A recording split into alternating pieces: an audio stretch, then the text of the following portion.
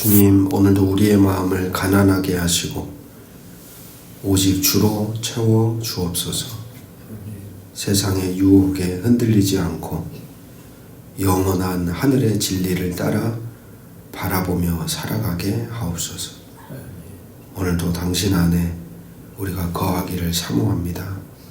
오늘도 당신의 사랑 안에, 관계 안에 이어져 살아가기를 원합니다.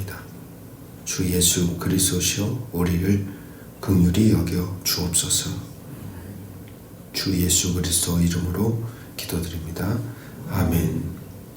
오늘 우리에게 주시는 기록된 하나님 말씀 누가복음 9장 18절에서 27절 말씀입니다.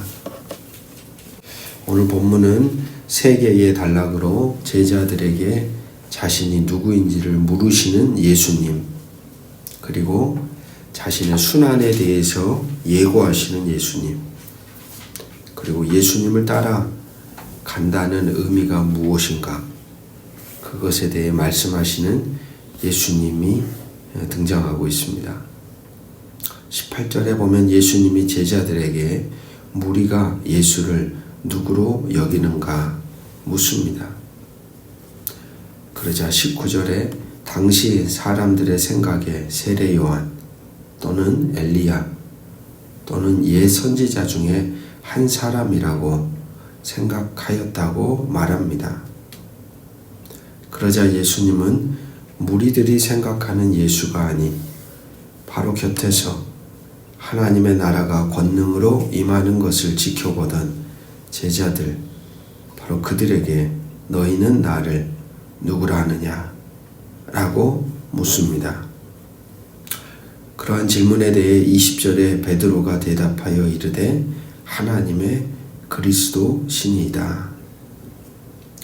마가복음에서는 제자들을 우매한 자, 깨닫지 못하는 자, 그렇게 부정적으로 묘사하고 있는데 반하여 누가복음에서는 마가복음에 있었던 책망을 생략하고 제자들을 긍정적으로 묘사합니다.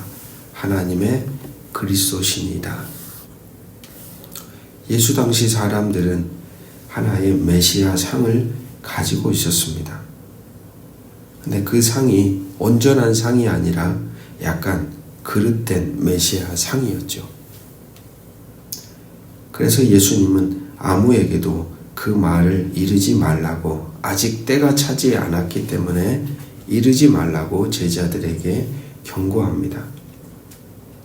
오늘 말씀의 여정을 걸어가는 우리에게, 오늘 말씀은 우리에게도 역시 묻습니다. 사랑하는 말씀의 동역자 여러분, 오늘 여러분에게, 우리 각자에게 예수는 누구입니까? 늘 익숙하게 말하던 틀에 박힌 정답이 아니라 우리 각자에게 예수 그리스도는 누구인지 솔직하게 생각하고 대답해야 합니다. 정답이 아니라 내가 그동안 신앙의 여정을 걸어오면서 만났던 예수, 성경을 통해 내가 알게 된 예수, 일상 삶의 자리자리 마디마디마다 관계 안에서 깨닫게 된 예수, 그 예수 그리스도의 흔적을 우리도 역시 한번 정리하며 적어볼 필요가 있습니다. 성경 속의 인물들이 행하는 고백 말고 내 곁에 함께 신앙의 길을 걸어간 그들의 고백도 말고 오늘 나의 고백 속에 그리스도 예수는 누구인가? 신앙의 길을 걸어가는 데 있어서 예수가 누구인지는 아주 중요하죠. 내가 모시고 내가 믿고 내가 따르는 그분이 어떤 존재인지에 따라 그분을 수용한 나라고 하는 존재의 삶도 같이 결정이 되고 만들어지기 때문입니다. 어찌 보면 예수가 누구인가에 대한 정의는 각각의 인생의 자리마다 달라집니다. 우리의 인생의 여정 따라 때로는 깊어지기도 하고 때로는 새로운 스펙트럼처럼 넓어지기도 하고, 때로는 이전에 정의되었던 예수가 부서지고 깨지기도 하고, 또 새로운 예수가 정의되기도 한, 바로 그러한 예수 그리스도는 누구인가에 대한 질문의 여정은 우리의 인생에 계속되어야 한다는 사실입니다. 분명 하나님의 그리스도 구원자 메시아라면 세상이 뒤집어지고 권력자들이 무너지고 새로운 권력과 힘에 의해 세워지는 새 나라, 하나님 나라를 그렸을 것입니다. 하지만 바로 그러한 저들의 그림에 대해 예수님은 찬물을 끼얹습니다. 22절 말씀.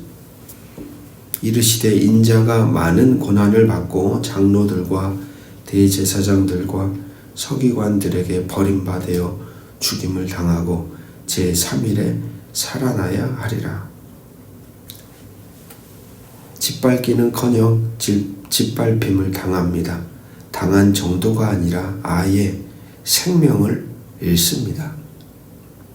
그것도 당시 하나님을 가장 사랑한다던 이들에 의해 하나님의 이름으로 죽임을 당한다는 거예요. 하나님을 가장 사랑한다는 이들에 의해 하나님의 이름으로 죽임을 당하는 이 끔찍한 일이 예수에게 일어나는 거예요. 그리고 말씀은 마지막에 말하죠. 죽임을 당한 뒤에 살아난다. 참 도저히 이해할 수 없는, 이 땅에 살아가는 사람들의 눈의 방식 속에서는 이해하기도 어렵고 수용하기도 어려운 이야기이며 선언입니다.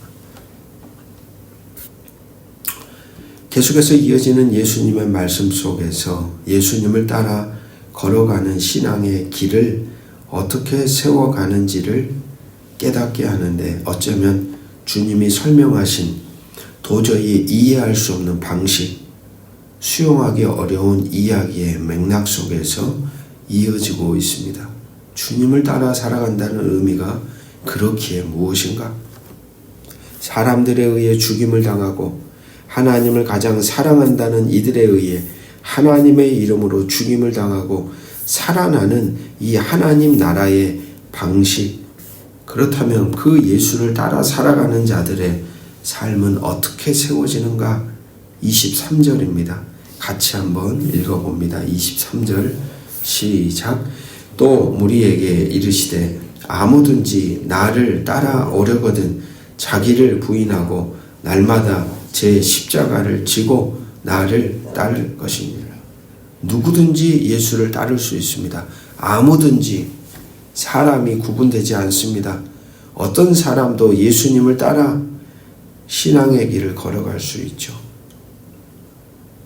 그러나 그렇게 따르려거든 자기를 부인하고, 부인한다는 말은 원래 자기 자신과 관계가 없어졌다는 것을 의미하죠.